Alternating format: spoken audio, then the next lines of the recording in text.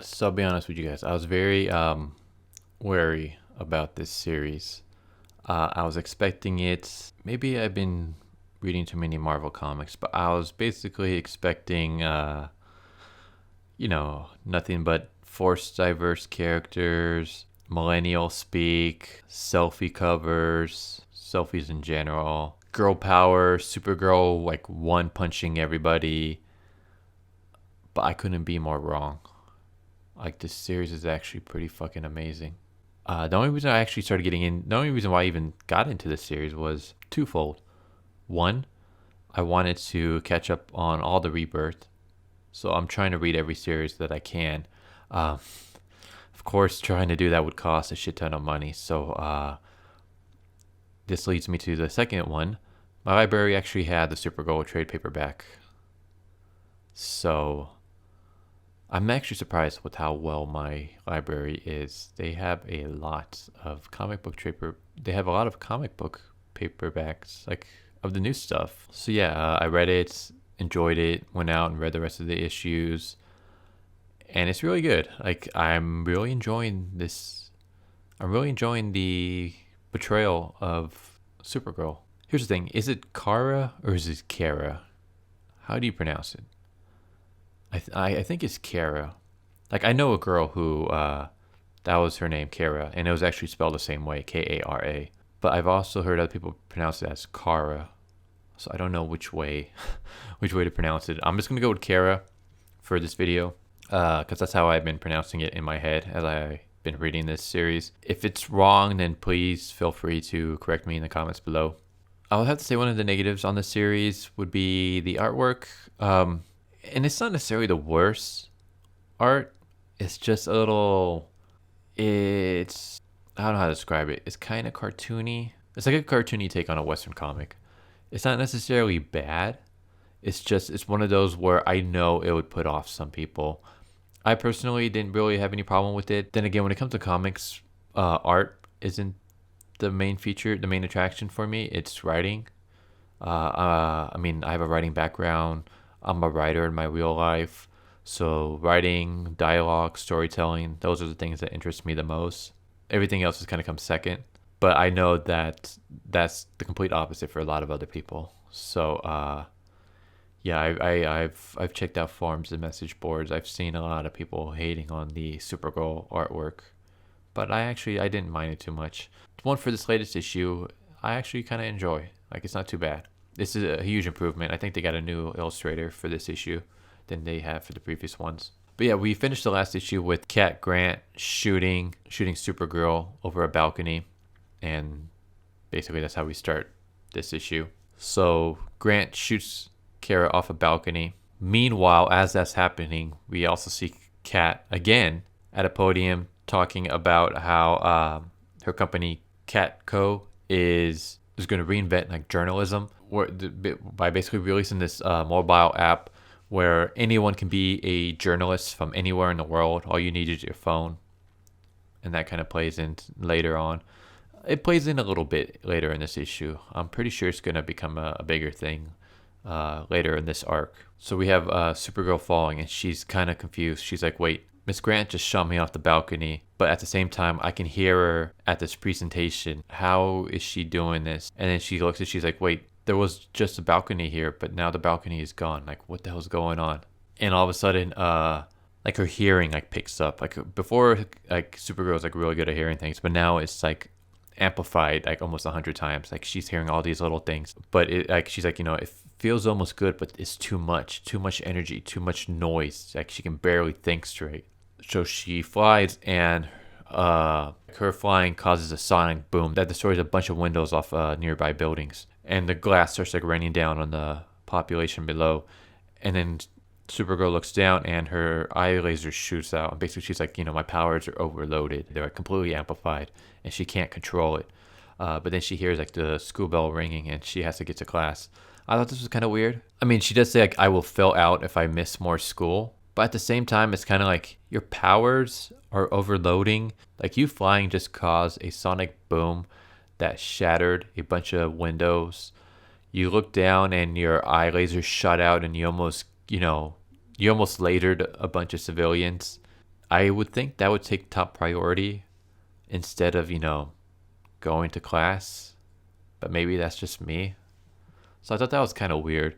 I mean, I guess they did have a built-in excuse in that, like, if she misses another class, she's gonna fail out, which will kind of like destroy her secret identity cover that she has. But at the same time, it's kind of like, what's more important, not failing out of school or your powers accidentally killing a bunch of innocents?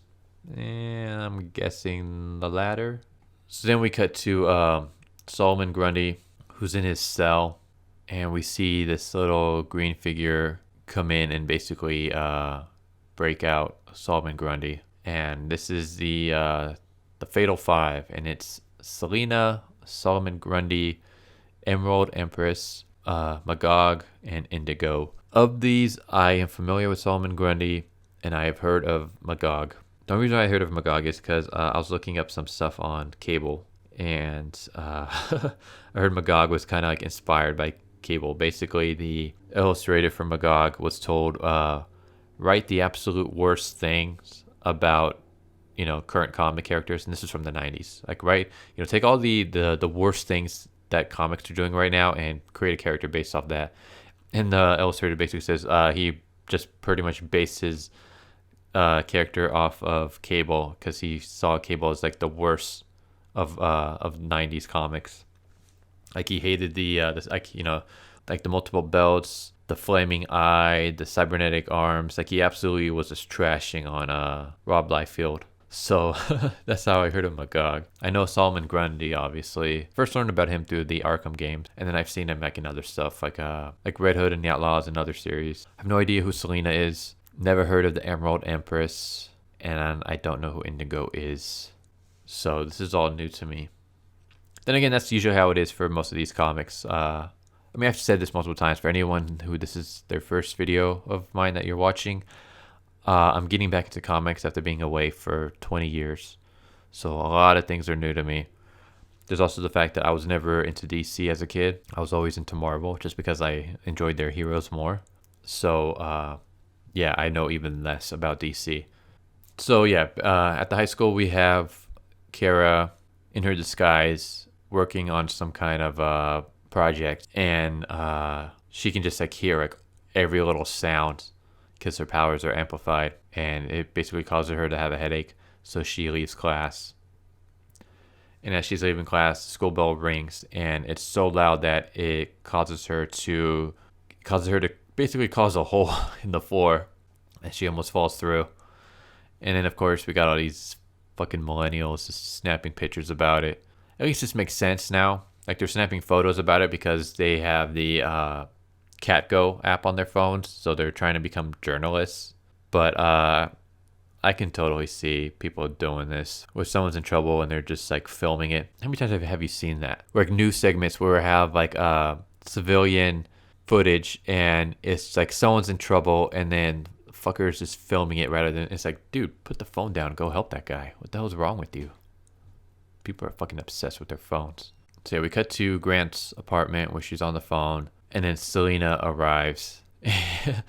And Selena is basically saying like, anyone who's a friend of Supergirl is like against us, and like, your media empire has been supporting Supergirl. Well, like, that ends today. And Kat just like completely no sells the threat. I thought that was kind of funny. Like, Kat is such a bitch, but she's like a likable bitch. Because she just like owns up to her bitchiness. I don't know. We have Magog and Solomon Grundy. And Magog's kind of telling how... Magog basically tells Solomon Grundy about how the Emerald Empress showed him that in the future his descendants will die at the hands of Supergirl. So that's why he's like so against her at the moment. So they're planning some kind of shady shit. So yeah, we cut to the DEO headquarters. And for those who don't know, basically Kara works for the DEO. What happened was she lost her powers, and the DEO was able to restore them, but they would only do so on the promise that she helped them and works for them. So that's how that whole thing happened. So Kara is talking to her dad, and she's kind of talking about her problems, about how she can feel her powers like amplified. She can feel it like crawling through her skin, how it's like too dangerous for her to use them because she can't control them, and she doesn't know who else to turn to other than her dad. And I'm just thinking, well, why don't you go to Superman? Ask him. I mean, I'm pretty sure he would know all about this. He's a fellow Kryptonian. Then again, I mean, he's been at this like longer than you have. Like he's been a superhero longer than you have, so I'm pretty sure he has a better understanding of, your Kryptonian powers. Plus, I mean, Superman has been around for a long time, so I'm pretty sure at one point there's been a story about Superman having his powers amplified. I mean, I've gotta guess that that's been at least an issue or an arc at one point. So yeah, go talk to Superman. He should probably be able to help you out. He would be more than happy to help you out. But no, instead she talks to her dad, who, while he can hear her, he refuses to talk to her because um, she's basically the reason why he's in this fat in the first place. In one of the earlier arcs, he was able to bring back the Kryptonians as like cybernetic puppets, and the only way to animate them was to take the life force from humans, which would kill them. And of course, Supergirl didn't want any of that, so she put a stop to him, and they had a falling out. So yeah, instead of going to Superman, she goes to her dad. I thought that was kind of weird. So then we cut to Magog and Grundy, and Magog gives Grundy a biological enhancement, and the two go in Rex's shop, basically. And Kara like hears the crisis that they're causing and goes to save the day. Meanwhile, we have Chase, who's the director of the DEO. She's the one in charge of Supergirl. And the Emerald Empress arrives in her office. She wants information from Chase.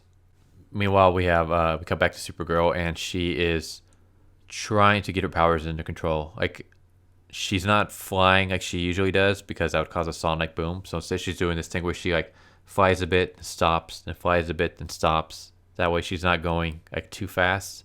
But yeah, as she's flying, the air kind of changes, and it's the same way that she felt at Catco in the very beginning when she got shot by that weird gun. So we see her like fall down, and she like breathes out, and her ice beam comes out from just her breathing out, like she's not even trying to use it. And then super powered Grundy pops out of the ground, and that's how the issue ends. So yeah, it wasn't that bad. Like I said, there's a good amount of drama in this series, but not too bad. But basically, Supergirl isn't perfect. Like they're not like she's not like OMG girl power LOL and like one punching like giant enemy. Like she's not like one punching like Darkseid or anything like that. So like she actually gets her ass kicked in a couple of issues, but then she overcomes it.